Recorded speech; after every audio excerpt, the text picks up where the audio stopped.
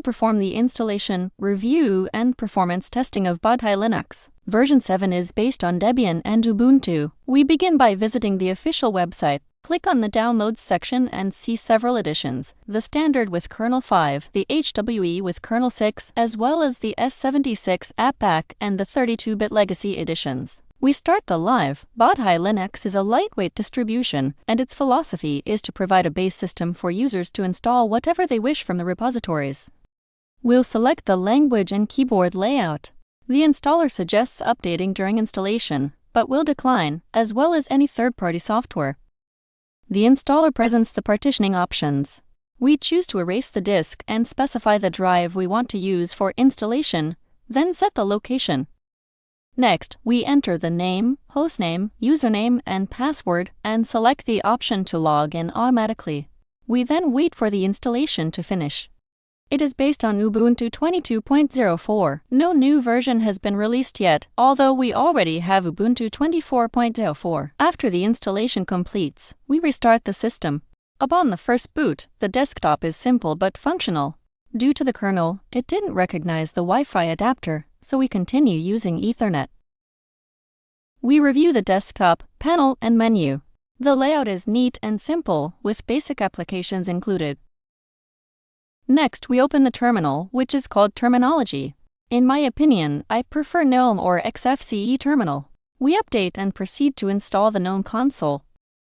Once in the GNOME terminal, we check if FastFetch is present, but we realize that it uses the Ubuntu repositories because FastFetch isn't already there.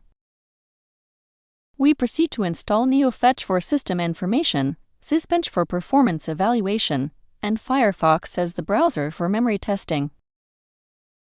We ran Neofetch, which provides information about the kernel, desktop, window manager, and initial memory usage, but not the disk installation size. We used commands to obtain the distribution name, kernel version, memory, and disk usage, and compared these results with those from Neofetch.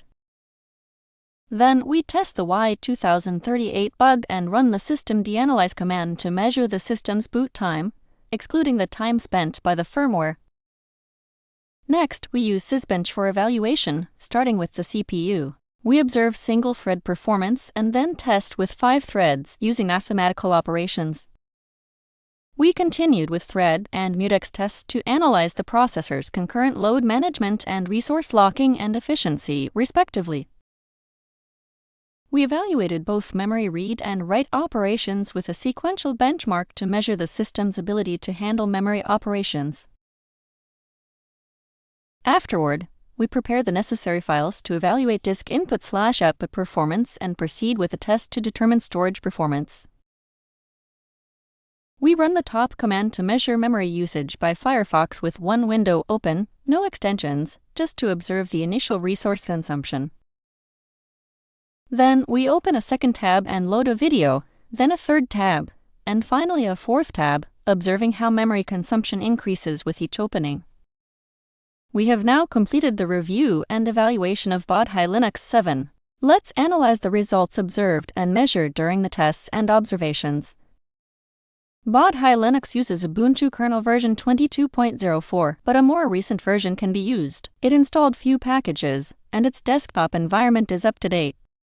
The initial memory consumption and boot time are among the best when compared to other distributions, while the disk installation size is average. Regarding the CPU test with a single thread, the result is impressive. The other multi-threaded values, for threads and mutexes, are average.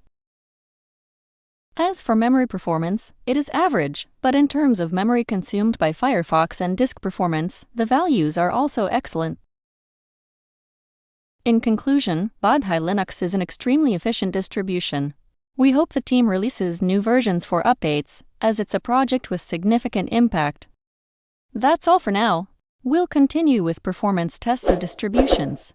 If you liked the video, give it a like, comment, subscribe, and hit the bell. See you next time.